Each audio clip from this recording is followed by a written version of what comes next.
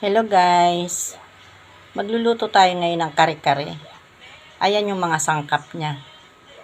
Ayan yung mga gulay, pechay, sitaw, okra, talong, peanut butter, bawang sibuyas, tsaka yung aswete. Ayan sila guys. Maggisa na tayo. Guys, maggisa na tayo. Para sa atin, kare-kare.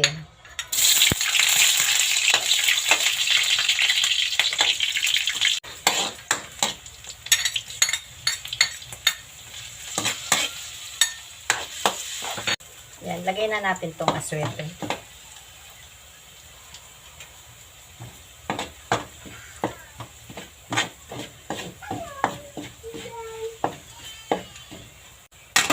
Lagay ko na rin yung peanut butter.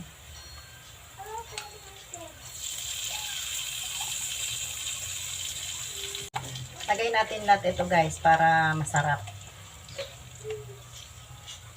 Ilagay ko lahat yung isang ganito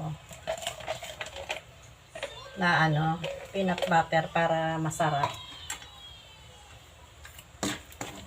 Masarap ang ating kare-kare. Mas masarap kasi pag maraming peanut butter. Ayan siya guys. Tusawin ko lang.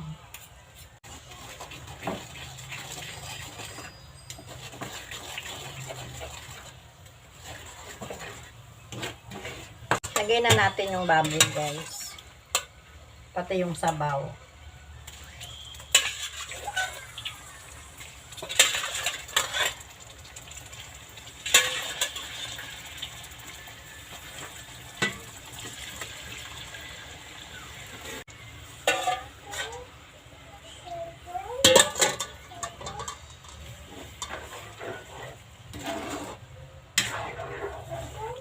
Lagyan natin siya ng konting asin.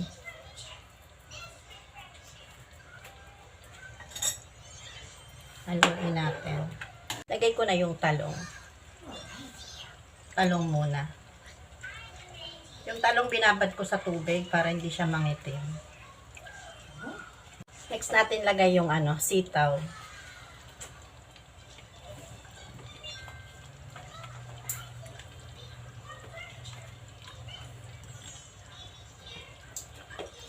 Lagay ko na rin tong okra.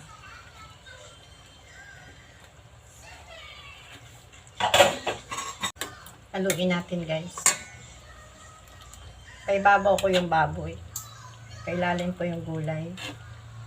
Kasi yung baboy malambot na eh. Last ko ilagay yung yung pechay.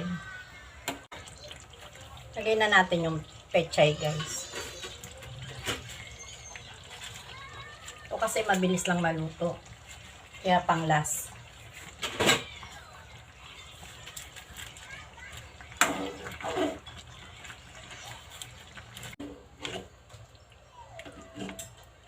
Hinaan ko lang yung apoy para hindi siya matutong sa ilalim.